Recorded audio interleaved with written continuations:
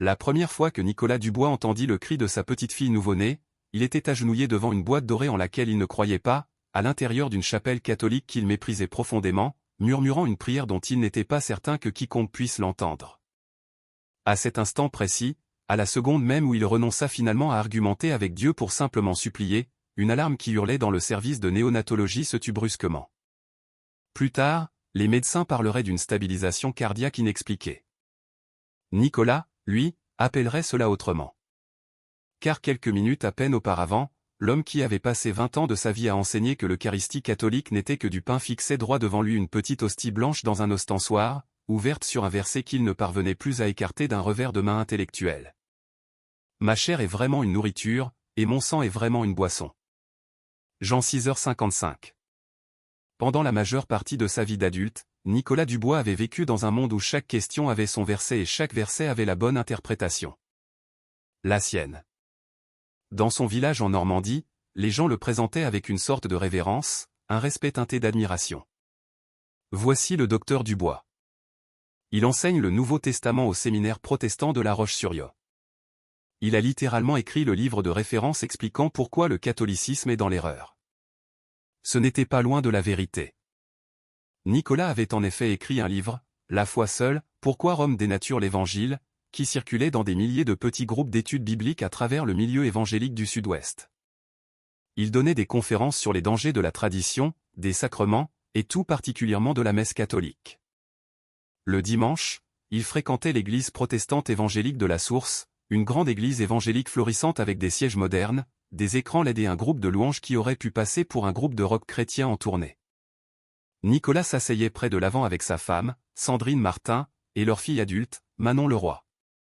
Manon avait 24 ans, elle était vive, drôle, et têtue de toutes les manières qu'il admirait secrètement et craignait parfois.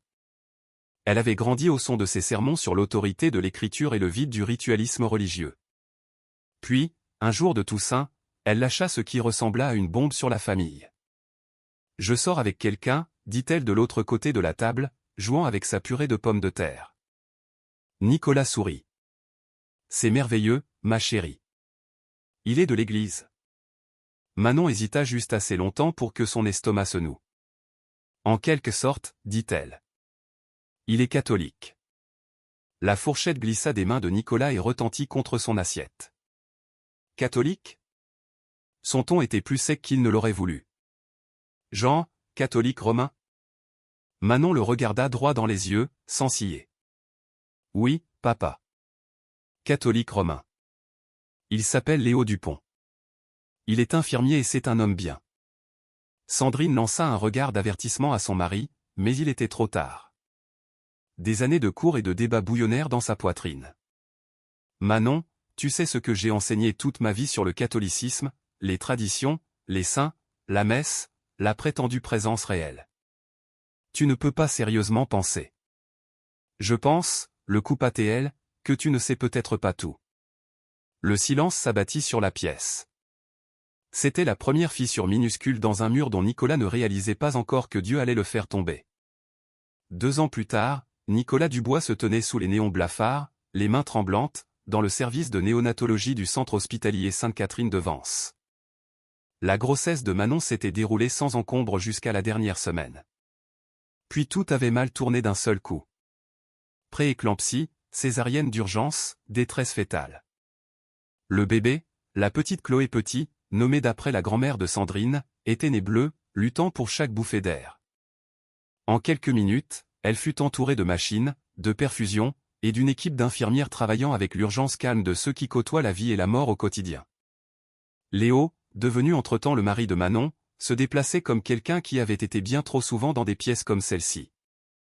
Il parlait doucement au personnel, comprenant chaque terme médical, mais ses yeux le trahissaient, larges, vitreux, au bord de la panique. Nicolas détestait les hôpitaux. Il en avait visité beaucoup à l'époque de son ministère, avant de devenir professeur, priant au chevet des malades, lisant des psaumes dans les salles d'attente. Mais cette fois, c'était différent. C'était sa petite fille. Il posa une main sur l'épaule de Manon alors qu'elle reposait, épuisée, dans la salle de réveil, des larmes glissant de côté dans ses cheveux. « Papa, est-ce qu'elle va s'en sortir ?» Sa voix se brisa sur le dernier mot. Nicolas déglutit. Les médecins font tout ce qu'ils peuvent. Il essaya de dire quelque chose de spirituel, quelque chose comme les phrases qu'il avait utilisées avec des dizaines de familles en souffrance. Dieu est souverain. Dieu a un plan dans tout cela. Mais les mots avaient un goût de poussière dans sa bouche. En bas, dans le service de néonatologie, Nicolas regardait à travers la vitre une minuscule poitrine se soulever et retomber, ou du moins essayer. Les machines bipaient à des rythmes frénétiques. Un écran affichait une ligne brisée qui signifiait que quelque chose n'allait vraiment pas avec le cœur de Chloé. Une infirmière en blouse bleu marine s'approcha de lui. Elle devait avoir la cinquantaine, avec des yeux fatigués et un sourire doux et exercé. « Vous êtes le grand-père » ? « Oui » réussit-il à articuler. « Je suis sœur Valérie » dit-elle. « Je suis l'une des infirmières ici. » Nicolas remarqua le petit crucifix d'argent à son cou et l'habit bleu foncé sous sa blouse. « Catholique » ? « Bien sûr. »« Nous faisons tout notre possible pour votre petite fille » continua-t-elle. « Mais elle est très fragile. Pour l'instant, nous vivons heure par heure. »« Merci » dit-il sèchement. Sœur Valérie hésita, puis plongea la main dans sa poche et en sortit un minuscule médaillon ovale en métal sur une fine chaîne. « C'est une médaille miraculeuse de la Vierge Marie » dit-elle. Certaines familles aiment l'épingler près du berceau et demander à la Vierge Marie de prier pour leurs petits. Seulement si vous êtes à l'aise avec ça, bien sûr. Tout en Nicolas voulait refuser, faire un sermon, dire « Nous n'avons pas besoin de ça. Jésus suffit. Marie n'est qu'un être humain. » Mais il regarda le bébé de la taille d'une paume de main qui se battait pour respirer, les fils et les tubes, les chiffres sur le moniteur qui ne signifiaient presque rien pour lui, mais tout pour les gens autour d'elle. Manon le voudrait, s'entendit-il dire doucement. Elle va à la messe avec Léo maintenant. Sœur Valérie sourit doucement. Alors, laissez-la peut-être décider, dit-elle. Plus tard dans la journée, à travers la vitre, Nicolas regarda sa fille, toujours pâle, encore endolorie par l'opération, entrer dans le service en fauteuil roulant, Léo à ses côtés. Elle souleva le petit médaillon de ses doigts tremblants et l'épingla sur la petite couverture près de la tête de Chloé, puis inclina la tête. De là où il se tenait, Nicolas ne pouvait pas entendre les mots, mais il vit les lèvres de Manon bouger, vit ses doigts égrener les perles d'un petit chapelet. C'était la première fois qu'il voyait sa fille prier un « Je vous salue Marie », et quelque chose au fond de sa poitrine se tordit en signe de protestation. Les semaines passèrent dans un brouillard de visites à l'hôpital, de nuits à moitié dormies et de conversations chuchotées dans des couloirs qui semblaient toujours à un pas de la catastrophe. Chloé se stabilisa un peu, puis son rythme cardiaque s'emballa de nouveau, puis se stabilisa, puis chuta. Nicolas vivait au rythme des chiffres sur un moniteur qu'il ne comprenait pas entièrement. Pour empêcher son esprit de sombrer dans la peur, il fit la seule chose qu'il savait faire. Il travailla. Il corrigea des copies dans la salle d'attente. Il mit à jour ses notes de cours. Il accepta même de diriger une étude biblique supplémentaire à l'église le dimanche soir, une série intitulée « Doctrine dangereuse, pourquoi nous devons rester fermes face à l'erreur catholique ». Au cours de la deuxième semaine de la série, il s'attaqua à l'Eucharistie. Les catholiques enseignent que le pain et le vin deviennent littéralement le corps et le sang du Christ, dit-il au cercle de 30 adultes réunis dans une salle de l'église. Ils appellent cela la transsubstantiation. Nous savons par l'Écriture que c'est faux. Jésus parlait symboliquement en Jean 6. Il avait donné ce cours des dizaines de fois. Il s'engagea en terrain connu. Mot grec, contexte, métaphore. Puis une main se leva au fond de la salle. Elle appartenait à Stéphane Girard, un comptable discret qui s'asseyait habituellement près de la porte. « Docteur Dubois, dit Stéphane, puis-je demander quelque chose ? » Bien sûr. Vous dites toujours que Jésus utilise juste une métaphore en Jean 6. Mais quand les disciples sont offensés et commencent à partir, pourquoi ne les rappelle-t-il pas pour leur expliquer qu'il ne parlait que symboliquement ? Pourquoi les laisse-t-il s'en aller ? Nicolas sourit, prêt avec une réponse bien rodée. Eh bien, Stéphane, la foule a simplement mal compris. Mais ils l'ont mal compris de nombreuses fois, continua Stéphane, enhardi. Et habituellement, il les corrige. Ici, il semble presque insister. Il dit, ma chair est vraiment une nourriture, et mon sang est vraiment une boisson. Et il passe à un mot grec plus littéral pour manger. Trogo, n'est-ce pas ? Vous nous l'avez appris en cours de grec. Quelques têtes se tournèrent. Les gens aimaient quand quelqu'un citait le propre matériel du professeur. Alors, si tout est métaphore, insista gentiment Stéphane, pourquoi utiliser un langage aussi obstinément littéral? Et pourquoi risquer de perdre des disciples pour un symbole? Le silence se fit dans la salle. Nicolas ouvrit la bouche pour répondre. Les mots qui venaient habituellement si facilement trébuchèrent quelque part entre son esprit et sa gorge. Il pouvait s'entendre donner l'explication standard. Mais pour la première fois, une autre pensée s'insinua, non invitée. Et s'il avait raison? Et si je n'avais jamais vraiment pris ce chapitre au sérieux? Il écarta le doute et termina l'étude, mais la question resta comme une écharpe qu'il ne pouvait pas tout à fait retirer. Cette nuit-là, de retour à Sainte-Catherine, il se tenait près du berceau de Chloé alors que les machines bourdonnaient dans la pénombre. « Seigneur, murmura-t-il. J'ai passé ma vie à défendre ta parole. J'ai combattu l'erreur. J'ai protégé le troupeau.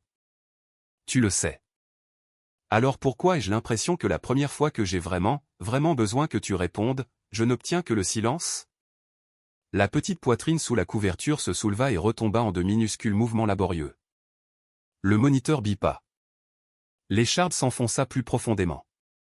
Chloé avait maintenant 2 mois et était toujours à l'hôpital. Quand Nicolas commença à visiter d'autres églises les soirs où il n'enseignait pas, il se dit qu'il cherchait une perspective. En vérité, il avait faim de quelque chose. N'importe quoi qui donnerait un sens à une souffrance qui lui semblait si follement injuste. Dans une grande église réformée, il entendit un sermon sur la souveraineté de Dieu. Le pasteur cita Romains 9 et Éphésiens 1, parlant d'élection et de prédestination. Certains d'entre nous sont choisis pour le salut, dit-il, et d'autres non. Dieu fait ce qu'il veut. Nous pouvons nous reposer là-dessus. Après le culte, Nicolas l'approcha. « Ma petite fille a une malformation cardiaque, dit-il.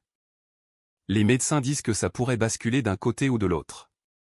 Êtes-vous en train de me dire que le fait qu'elle vive ou meure est fixé? Et que mes prières ne peuvent rien y changer? » Le pasteur posa une main sur son épaule. « Frère, le décret de Dieu est mystérieux, mais toujours bon. Ayez confiance que même s'il la prend, il est glorifié. » Les mots étaient sincères, mais ils frappèrent Nicolas comme de l'eau glacée. Dans une autre église, plus arminienne, le pasteur prêcha le contraire. « Dieu a fait tout ce qu'il pouvait pour sauver tout le monde, dit-il. Maintenant, cela dépend de nous, de nos choix, de notre foi, de nos décisions. » Après, Nicolas posa la même question. « Alors, si ma petite fille meurt, est-ce parce que nous n'avons pas eu assez de foi? » Le pasteur secoua vivement la tête. « Non, non, pas comme ça. Je veux dire, c'est compliqué. Dieu permet des choses, mais il ne les veut pas. Continuez simplement à déclarer la vie sur elle. » Lequel des deux est-ce? Marmonna Nicolas plus tard, seul dans sa Citroën 2CV. Chaque seconde du battement de cœur de Chloé est-elle écrite de toute éternité ou suspendue à notre capacité à déclarer assez fort? Différentes églises, différentes réponses, la même Bible. Il commença à remarquer quelque chose qu'il n'avait jamais vraiment vu auparavant, même en tant qu'érudit. Tout le monde prétendait suivre l'écriture seule. Mais ils étaient en désaccord sur presque tout ce qui comptait.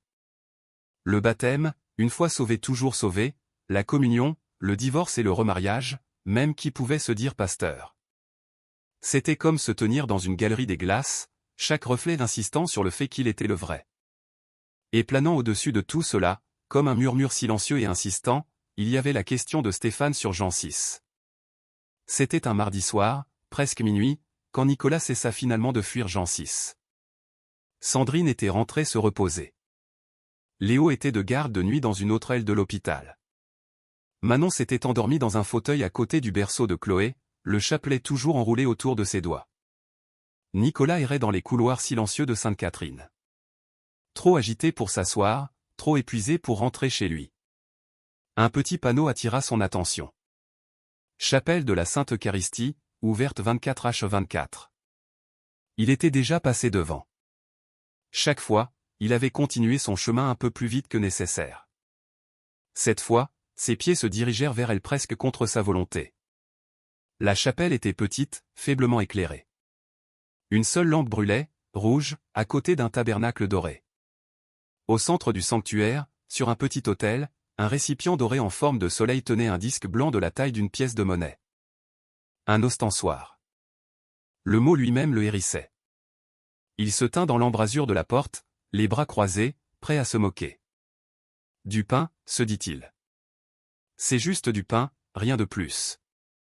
Mais quelque chose dans le silence de la pièce calma même son monologue intérieur. C'était différent ici, dense, comme si l'air lui-même était plus épais. Sur le premier banc se trouvaient quelques bibles usées et plusieurs minces livrets. Il en prit un au hasard. C'était une brochure avec la photo d'un prêtre élevant l'hostie. À l'intérieur, un seul verset était imprimé en gras. Car ma chair est vraiment une nourriture, et mon sang est vraiment une boisson. Jean 6h55. Sous le verset, quelqu'un avait souligné une phrase à l'encre bleue. Si ce n'est qu'un symbole, c'est un bien étrange symbole. Flannery O'Connor. Nicolas s'assit lentement, la Bible à la main, et l'ouvrit à Jean 6. Il avait enseigné ce chapitre pendant 2 décennies. Il pouvait en réciter des passages par cœur. Ce soir-là, il se força à le lire comme s'il ne l'avait jamais vu auparavant. Si vous ne mangez la chair du Fils de l'homme et ne buvez son sang, vous n'avez pas la vie en vous. Le texte grec refit surface dans son esprit, sans y être invité. Trogo, mâcher, ronger. Ma chair est une vraie nourriture. Mon sang est une vraie boisson.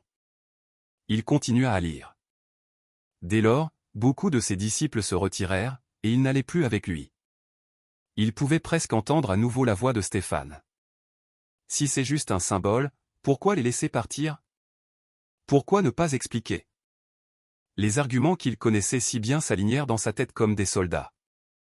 Hyperbole sémitique, métaphore spiritualisée, langage figuré. Ce soir, il sonnait creux. Il leva les yeux vers l'hostie dans l'ostensoir. Si tu entendais cela de manière métaphorique, murmura-t-il dans le vide, alors le catholicisme est de l'idolâtrie. Des millions de personnes s'agenouillant devant un morceau de pain depuis 2000 ans. Comment as-tu pu permettre cela, Seigneur? Pas de réponse. Il essaya de nouveau, plus doucement. Et si? Si tu le pensais littéralement. Le mot semblait dangereux, comme le bord d'une falaise. Alors je me suis trompé sur beaucoup de choses. La lampe rouge vacilla à côté du tabernacle. Dehors, dans le service de néonatologie, des machines continuaient de respirer pour sa petite fille. À l'intérieur de cette petite pièce, une guerre qui couvait dans son âme depuis des mois atteignit enfin son point de rupture. Le lendemain, l'état de Chloé s'aggrava brutalement. Les infirmières envahirent son incubateur. Une alarme stridente se mit à hurler, un son aigu et continu qui fit battre le cœur de Nicolas à tout rompre. Son rythme cardiaque s'effondre. Cria quelqu'un. Saturation en oxygène en chute libre. Léo devint livide. Manon plaqua une main sur sa bouche, étouffant un sanglot. Sortez, s'il vous plaît, dit un médecin fermement. Nous avons besoin d'espace pour travailler. Ils sortirent en chancelant dans le couloir. Manon s'effondra sur une chaise en plastique, secouée de tremblements violents. Papa, halta-t-elle. S'il te plaît, prie. Nicolas ouvrit la bouche et réalisa qu'il ne savait pas comment faire. Les systèmes théologiques qu'il avait enseignés pendant des années lui semblaient soudain des plans fragiles au milieu d'une tornade. Il regarda le long du couloir et la vit. Sur le mur, juste à l'extérieur des portes du service de néonatologie, une image encadrée de la Vierge Marie tenant l'enfant Jésus, Notre-Dame de Guadeloupe.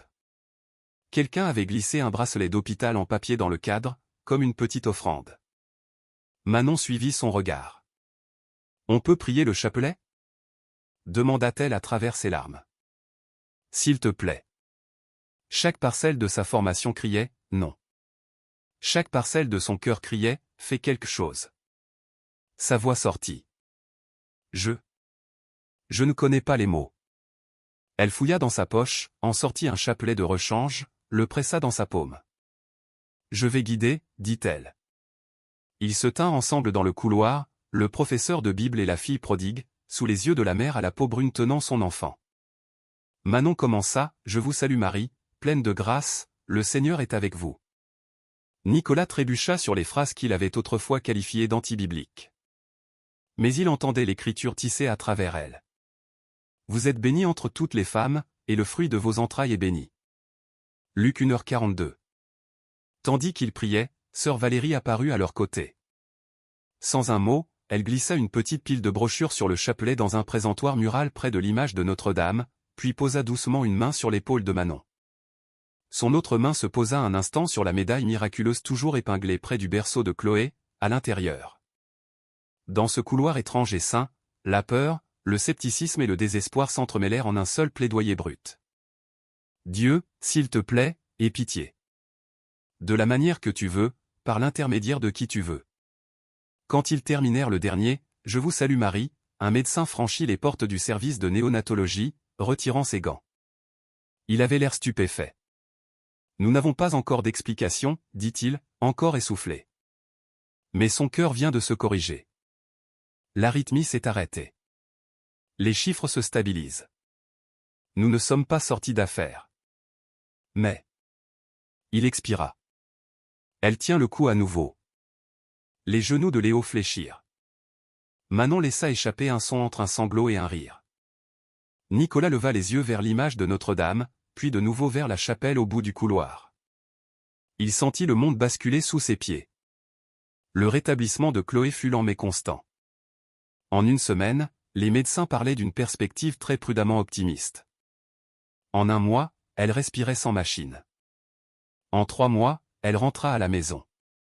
Les infirmières du service de néonatologie l'appelaient « notre bébé miracle ». Nicolas grimaçait chaque fois que quelqu'un utilisait le mot, non pas parce qu'il ne croyait pas que quelque chose de miraculeux s'était produit, mais parce qu'il ne savait pas quoi en faire. De retour dans son bureau au séminaire, entouré de piles de commentaires, il fit ce qu'il avait toujours fait quand quelque chose le secouait. Il étudia. Il commença par les vieux arguments contre l'Eucharistie catholique. Puis il fit quelque chose qu'il n'avait jamais sérieusement fait auparavant. Il lut les auteurs que les catholiques ne cessaient de citer.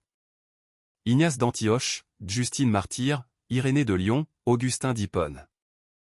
Des hommes qui avaient vécu à 1 ou 2 générations des apôtres, des hommes dont il avait cité les noms en note de bas de page sans jamais vraiment les lire. Les mots sur la page le frappèrent comme une série de petites explosions. Ignace d'Antioche, vers 110 après Jésus-Christ. Ils s'abstiennent de l'Eucharistie. Parce qu'ils ne confessent pas que l'Eucharistie est la chair de notre Sauveur Jésus-Christ. Justine Martyr, vers 150 après Jésus-Christ. Nous ne recevons pas cela comme du pain commun et une boisson commune.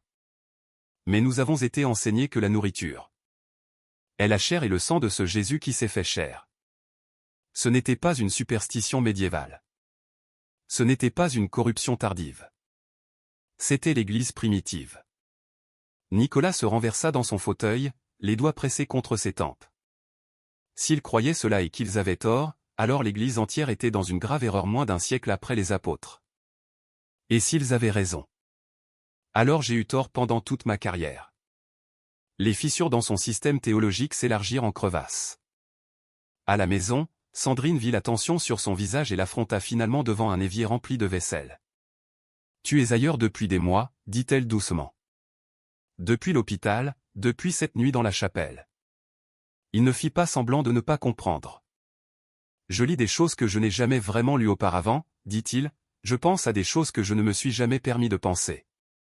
Sur les catholiques. » Oui. Elle s'essuya lentement les mains. « Est-ce que tu envisages de devenir l'un d'entre eux? » Le mot portait des décennies de préjugés tacites. « Je ne sais pas, admit-il. Je sais juste que je ne peux pas désapprendre ce que j'ai vu. » Quand la nouvelle finit par éclater au séminaire, ce ne fut pas parce que Nicolas annonça quoi que ce soit. Cela commença par un étudiant qui remarqua la pile de livres catholiques sur son bureau. Scott Hahn, Brand Pitre, le catéchisme de l'Église catholique. « C'est pour un cours ? » demanda l'étudiant. « Recherche personnelle, » répondit Nicolas un peu trop vite. La semaine suivante, des chuchotements flottaient dans les couloirs des professeurs. Dubois flirte avec Rome. Il traverse une crise. C'est à cause de ce qui est arrivé à sa petite fille, vous savez. Le doyen le convoqua dans son bureau. Nous avons entendu quelques inquiétudes, dit-il en joignant les mains.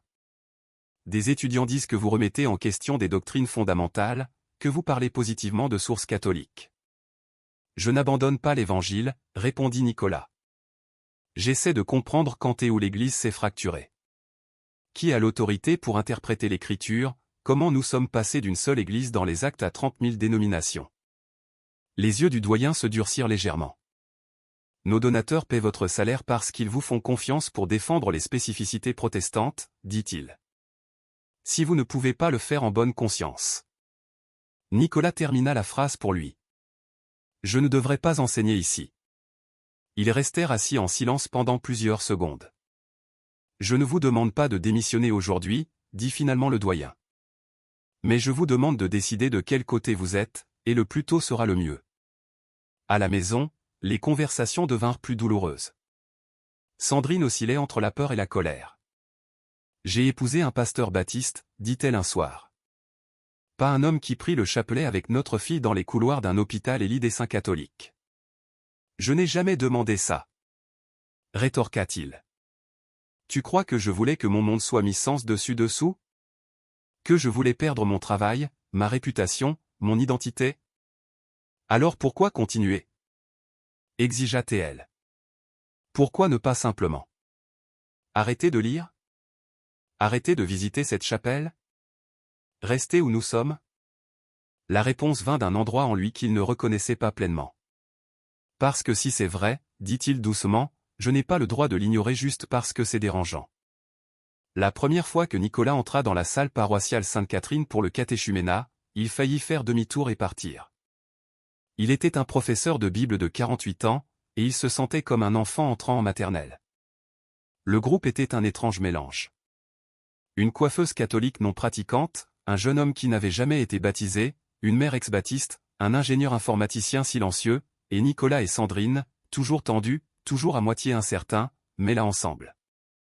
Le directeur du catéchuménat, un diacre nommé Pierre, reconnut presque immédiatement le malaise de Nicolas. « Vous avez l'habitude d'être celui qui répond aux questions, » dit le diacre Pierre avec un sourire. « C'est normal d'être de l'autre côté pour un temps. » Semaine après semaine, ils étudièrent le credo, les sacrements, les enseignements moraux de l'Église. Nicolas écoutait avec l'esprit d'un érudit et le cœur d'un homme marchant en terrain inconnu. Certains enseignements lui semblèrent immédiatement familiers. La Trinité, la divinité du Christ, la résurrection. D'autres furent plus difficiles. La confession, les dogmes mariaux, le purgatoire. Mais chaque fois qu'il creusait plus profondément, chaque fois qu'il confrontait l'Écriture, les pères et l'histoire, il trouvait quelque chose de déconcertant. Les explications catholiques tenaient mieux la route que ses objections. Il regarda Sandrine s'adoucir lentement, elle aussi. Cela se produisit par petites touches. Une larme essuyée lors d'un enseignement sur le sacrement du mariage. Ça a du sens, murmuré lors d'une discussion sur la confession. Une paix visible après sa première conversation honnête avec le père Jean, le curé de la paroisse. Un soir, après un cours sur l'Eucharistie, le diacre Pierre fit rouler un chariot avec une télévision et diffusa une vidéo de fidèles catholiques de différents pays agenouillés en adoration devant le Saint-Sacrement. Afrique, Asie, Amérique latine, Europe, une chapelle de centre-ville à Chicago. Différentes langues, même posture, même hostie. Soit tous ces gens sont des idolâtres, dit doucement le diacre Pierre, soit Jésus pensait vraiment ce qu'il a dit en Jean 6 et à la Seine. Nicolas sentit sa poitrine se serrer. S'ils étaient des idolâtres, alors ils devraient croire que pendant 2000 ans, d'innombrables saints, des hommes et des femmes d'une sainteté à couper le souffle, avaient bâti leur vie sur un mensonge. S'ils ne l'étaient pas. Il sut alors que Pâques ne serait la fin de rien. Ce serait le début d'une vie qu'il n'avait jamais imaginée. La veillée pascale à Sainte-Catherine ressemblait moins à un service religieux qu'à l'entrée dans un autre monde. L'église était sombre quand ils arrivèrent, éclairée seulement par des centaines de petites bougies. L'air sentait la cire fondue et l'encens. Des voix de chorale flottaient depuis la tribune, ancienne et nouvelle à la fois. Au moment où l'exsulté fut chanté sur le cierge pascal et que les lumières s'allumèrent en un éclat au Gloria, la gorge de Nicolas lui faisait mal à force de ravaler ses larmes. Quand le moment vint pour les candidats de s'avancer, lui et Sandrine se tinrent côte à côte avec les autres. Le père Jean regarda chacun d'eux dans les yeux en prononçant les mots qu'il avait prononcés d'innombrables fois, mais qui semblaient à Nicolas être prononcés pour la toute première fois dans l'histoire. Nicolas et Sandrine, l'Église vous accueille dans la pleine communion. Alors qu'il professait le credo, ligne par ligne, Nicolas s'entendit dire des mots contre lesquels il avait argumenté pendant la moitié de sa vie. Je crois en l'Église, une, sainte, catholique et apostolique. Pas invisible, pas divisée, mais spirituellement unie. Une, visible, apostolique. Quand vint le moment de la Sainte Communion, le cœur de Nicolas battait plus fort qu'il ne l'avait fait pendant n'importe quel sermon, n'importe quel débat, n'importe quel cours. Il s'avança dans la file, les mains tremblantes. Devant lui, le petit miracle de la néonatologie, Chloé Petit, maintenant une bambine potelée dans une robe blanche, s'accrochait au bras de Manon, les yeux écarquillés. Léo la tenait avec précaution, lui murmurant quelque chose à l'oreille. Chloé agitait les mains et gloussait au scintillement des bougies. Nicolas arriva devant. Le père Jean leva l'hostie. Le corps du Christ, dit-il. Pendant une fraction de seconde, chaque protestation, chaque argument, chaque article qu'il avait jamais écrit contre ce moment traversa son esprit. C'était comme se tenir au bord d'une falaise. Il sauta. Amen, murmura-t-il. L'hostie toucha sa langue. Ce qui se passa ensuite ne fut ni feu d'artifice ni vision, ni lumière dorée ni effondrement au sol. Si quoi que ce soit, ce fut plus petit, plus silencieux. Un poids qu'il ne savait pas qu'il portait glissa de ses épaules. Une chaleur se propagea de sa poitrine vers l'extérieur. Pas l'élan d'émotion d'un chant de louange, mais l'installation profonde de quelque chose qui était enfin à sa juste place. Plus tard, il peinerait à trouver les mots. Je me suis senti connu, dirait-il à un ami.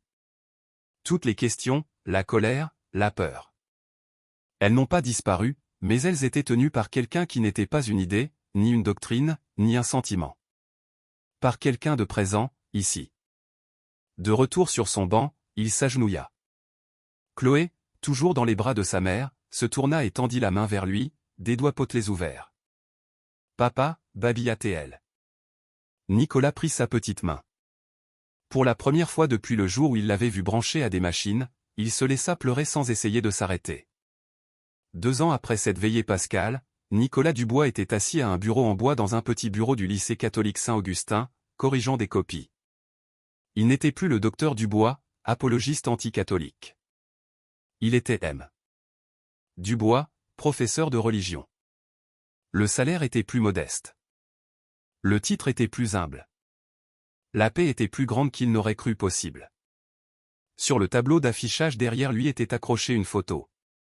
Chloé, maintenant âgée de 3 ans, riant sur une aire de jeu, les cheveux en couette désordonnés, une minuscule médaille miraculeuse scintillant à son cou. Toutes les quelques semaines, il retournait à Sainte-Catherine et se glissait dans la chapelle d'adoration. L'ostensoir était le même. L'hostie semblait la même. Lui n'était pas le même. Parfois, il emmenait des élèves. Parfois, il y allait seul. Parfois, Léo le rejoignait, leurs épaules se touchant dans un silence bien plus profond que n'importe quel débat qu'ils auraient pu avoir autrefois. Manon était devenue le comité d'accueil non officiel de la paroisse pour les autres jeunes familles. Sandrine dirigeait une étude biblique sur l'épître de Jacques qui surprenait les catholiques de souche par sa profondeur et son honnêteté.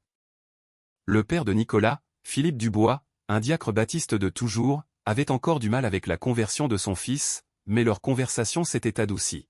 « C'est ton intégrité qui me dérange le plus », avait marmonné son père une fois autour d'un café.